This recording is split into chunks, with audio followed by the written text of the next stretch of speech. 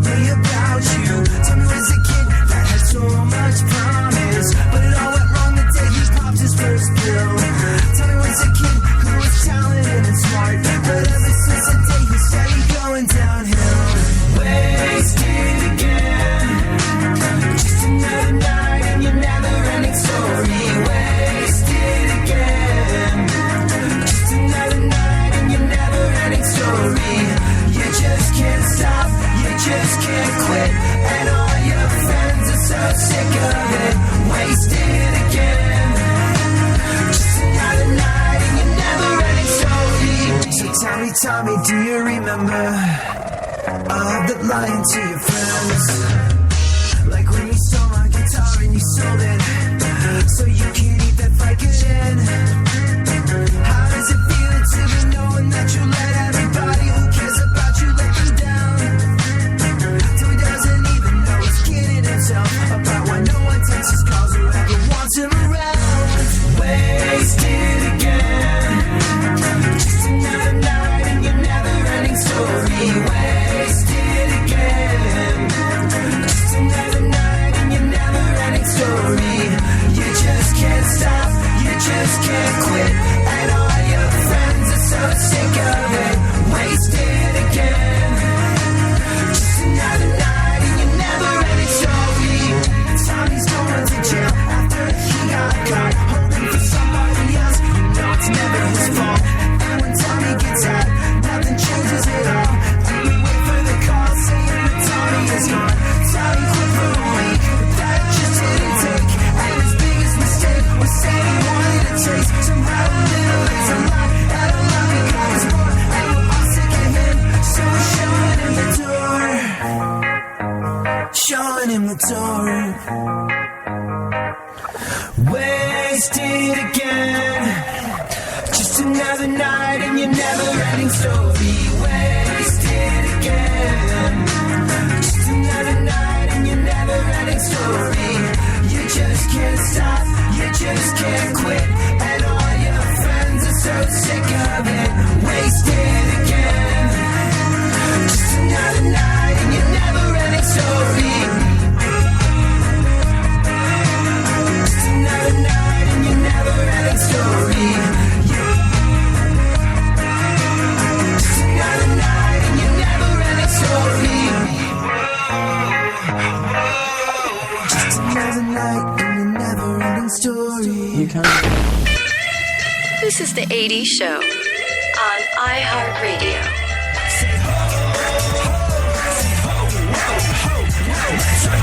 Let's start the show. Come on, let's go. Come on, let's go. Say ho, ho. Say ho, whoa, ho, whoa. Let's start the show. Let's start the show. Let's start the show. Let's start the show. Oh, yeah. Doesn't it seem to you that the digital age that we find ourselves in, the age of social media, the age of consuming everything on demand when you want it, streaming, skipping commercials, Netflix, Amazon Prime, all of the above.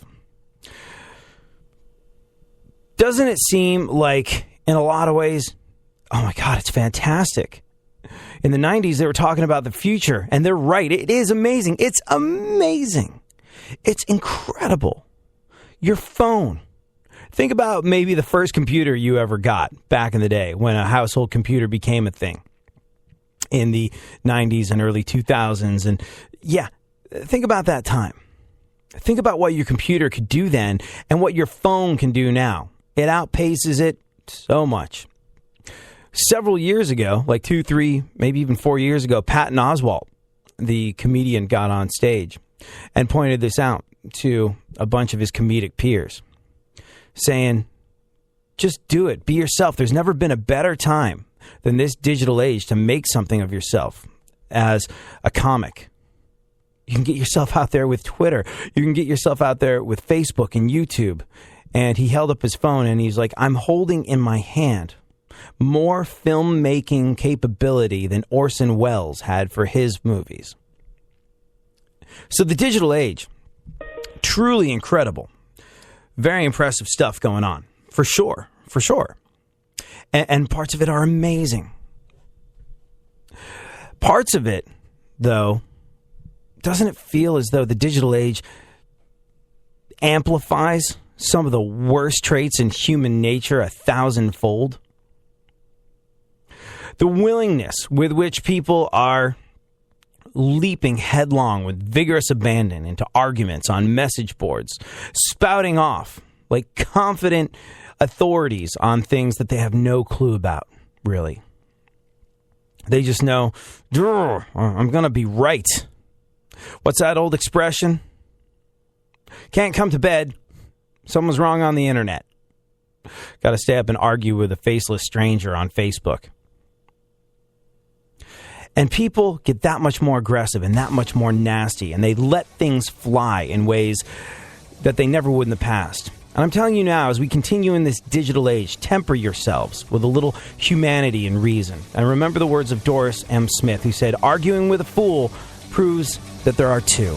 Boy, you should talk a bunch, but then I've got a hunch.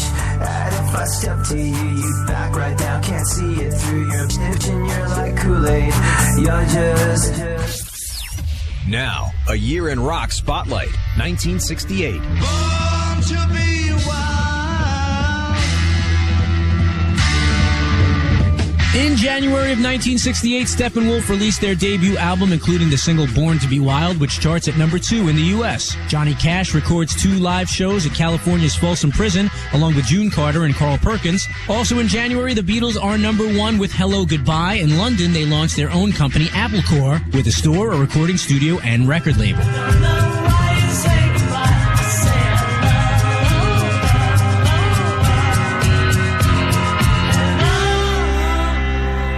February of 68, Pink Floyd lead singer Syd Barrett is checked into a psychiatric hospital and the band replaces him with David Gilmour. The Beatles, Donovan, Mia Farrow, and others travel to India to study transcendental meditation with Maharishi Mahesh Yogi. And Bill Graham opens the Fillmore East concert venue in an abandoned New York City theater. April of 1968, the musical Hair opens on Broadway for the first of 1,750 performances. It would spawn several top 40 hits, including Aquarius, Good Morning Starshine, and Hair. Simon and Garfunkel released their album Bookends, which goes to number 1 in the US and the UK. The single Mrs. Robinson would go to number 1 in June, thanks to the movie The Graduate. God bless you, please, Mrs. Robinson. Heaven holds a place for those who pray. Hey, hey, hey. Hey, hey, hey. Keep listening to iHeartRadio for more from 1968, coming up.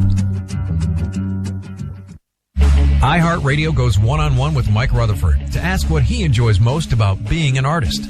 I think the songwriting, collaboration. I mean, I love the concerts, and it's great, but my real passion is writing new music and new songs. And there have been so many great moments for me. Keep listening to iHeartRadio for more Mike Rutherford and all your favorite artists.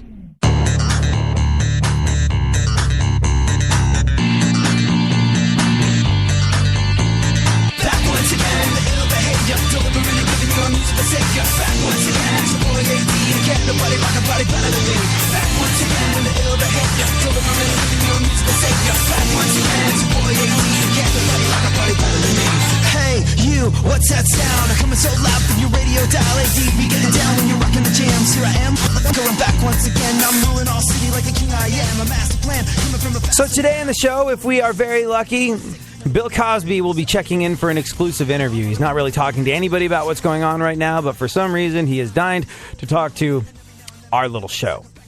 Perhaps he thought that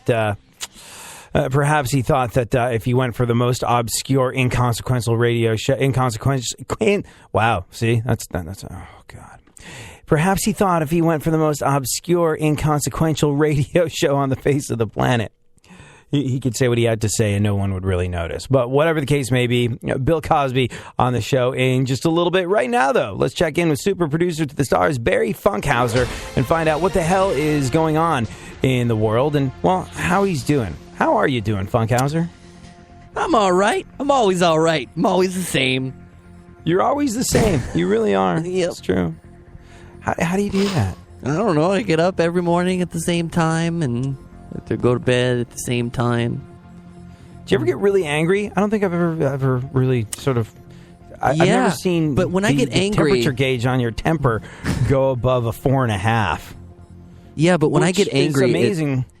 Well, it's amazing to me because I live my life at an 8 at all times. That's me sort of like when things are going great. But how do you do it? I just avoid things, if all possible. Because when I was a kid, I would break out into hives when I got too stressed out. On 5 or 6 occasions, I have to be rushed to the hospital. And Really? it's like some skin condition where if I get all stressed out, it gives me hives. So you actually have a physical representation of when your stress level reaches an unacceptable point. Yeah, and it probably happens maybe every couple of years. But knowing that's in the back of my mind, I kind of just chill out a lot of the time. Wow. Huh. That's very, very interesting. I got to try that. Pretend you have a insane skin disease every time you get... Well, it's cool that you get a rash or something or hives or whatever skin affliction that you get when you're angry, because most people don't realize that their anger is having a physical effect on them until they keel over of a heart attack, or something. Yeah. It's like you have had a very palpable representation of the fact that anger is not good for you physically since you were a child, which is probably going to mean you'll live to be 104. As long as I get it out somehow, everybody gets angry. I don't know. Storm around, run in place, yell at people. Really? On the TV. Yeah, I don't know. Like Funkhauser, Funkhauser gets the what's the best way of describing it? You can tell I like Funkhauser. You can tell I consider him a friend because I feel completely free and easy about being a cranky son of a bitch around him and screaming about how I'm going to, put the board op that left the room the way it is to death when I get out of the studio, and how I plan to viciously beat and murder everybody I know in my path, and how everybody sucks and is an idiot and a moron. Like, I let that side come out around people that I like and appreciate. But Funkhauser gets that on a daily basis. Usually before the show goes on the air, when I'm cursing my life and everybody in it, except for Funkhauser, because he's helpful and calm at all times. Funkhauser, you must be really good at dealing with angry people, too. Like, you'd probably be an excellent hostage negotiator. Probably really good at diffusing tense situations. Because you're like, yeah, whatever. Yeah, whatever. Could be how I got so cool. Is that, maybe? I don't know. But, see, the thing is, the people that know me well and I feel comfortable being my cranky, crotchety self around, they get a completely different person than the one that sits in my office and goes right away. Yeah. Oh, you know what? Yes. I absolutely, morning show. I would love to schedule 4 days ahead so you can go to Las Vegas for a sales thing on Friday. Yeah. I'd like nothing better than to stay up to 3 o'clock in the effing morning so you can go away on a sales thing. You do your 4 and hit the door, lazy bunch of sons of bitches, overpaid, untalented. But that's the internal monologue that's going through my mind. And by the way, there's nothing wrong with the morning show or what they're doing or asking me to do. That's just my job, and that's just the narrative that's running through my mind as they talk to me. And I know that's socially unacceptable, so I'm like, yeah, sure, no problem. I'm a little ahead, so I can schedule your stuff. Yeah, absolutely. That's a job I signed up for when I became a programmer at this company. So Funkhauser gets the truth, and everybody else gets an easier way of life, and I'm not sure if they deserve it, really. The people that help you out are often the ones that get the horns of the bull, the people that matter the most to you. And it's kind of effed up the way the world works. The people that matter the most to you often get the worst side of you. And I'm not necessarily sure that's the way things should be, but it does help the world go round, because if you don't have the Funkhausers of this world to mitigate your circumstances to, you're likely to go Michael Douglas Ball.